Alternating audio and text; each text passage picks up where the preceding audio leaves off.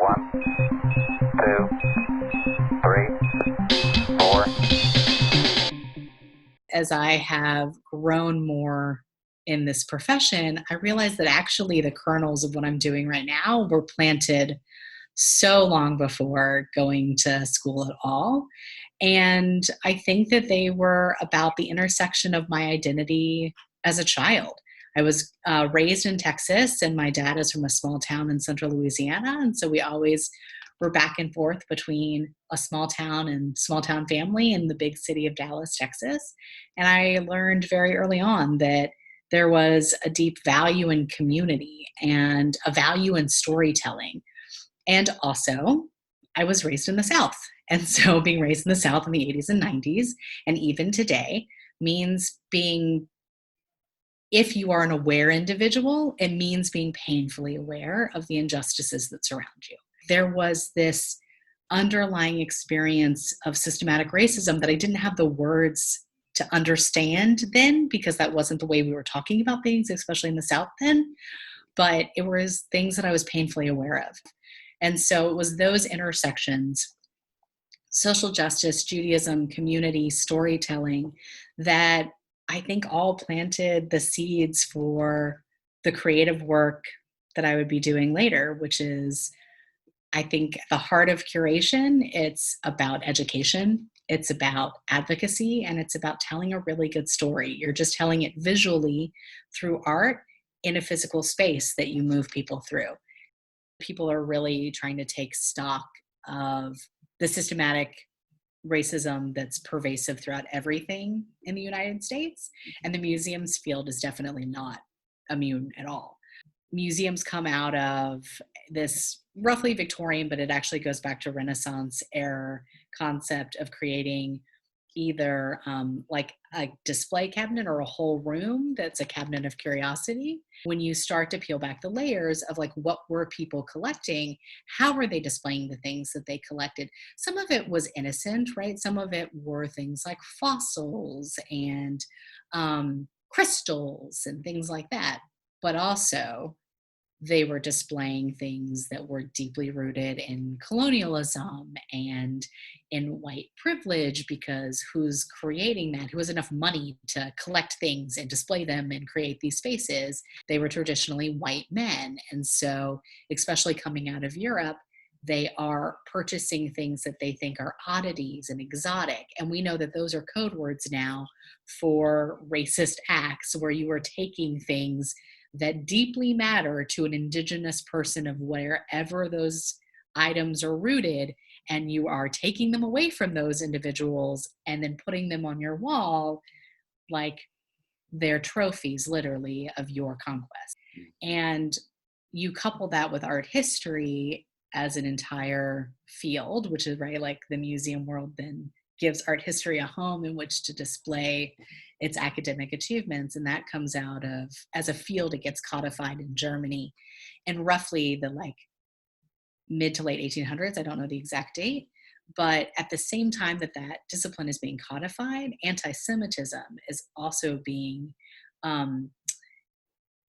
given an academic shroud in order to lift up this concept in a different way. And so those things become deeply intertwined together. And also wrapped up into that is absolutely colonialism, racist notions, right? Like the only good artists are white artists of specific breeding and all of these things that they have. And so our museums are birthed out of that.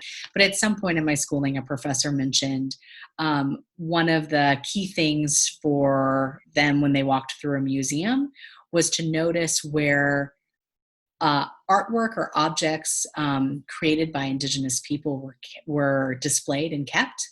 Were they isolated into small galleries, like side galleries? Were they placed in the basement if it's a multi-story institution?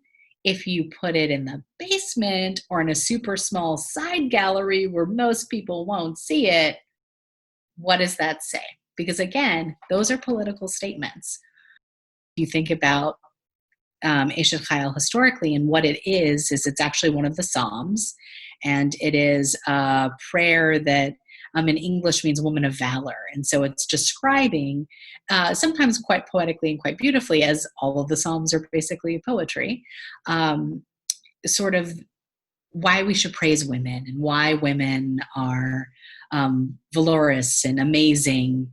And that concept in and of itself in the ancient world is really deeply radical, that we should value women and we should lift up women and we should lift up their stories and we should praise them.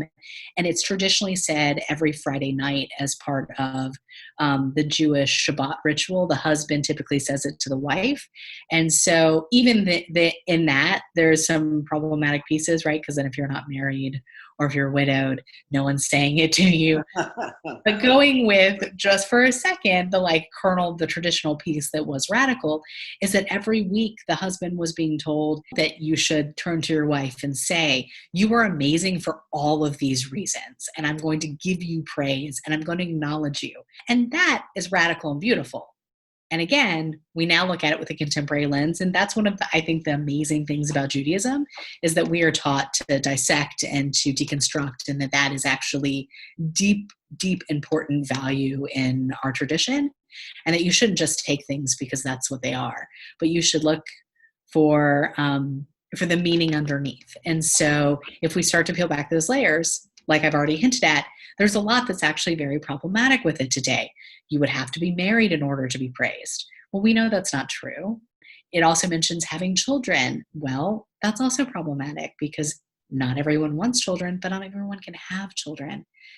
This was an opportunity for artists and writers to get together and to reimagine those words, to think about in 2019 and in 2020, how do we honor women? And we know that that means those who were born cisgendered women and those who are gender identifying as women. And so the project really tries to touch upon all of those things. So the art was supposed to respond to any of the notions or ideas of, this basic premise of what makes a woman valorous today. And in addition to that, we also created an opportunity for people to rewrite the prayer. And so we have installed, this is right now at Hebrew Union College in Los Angeles, California.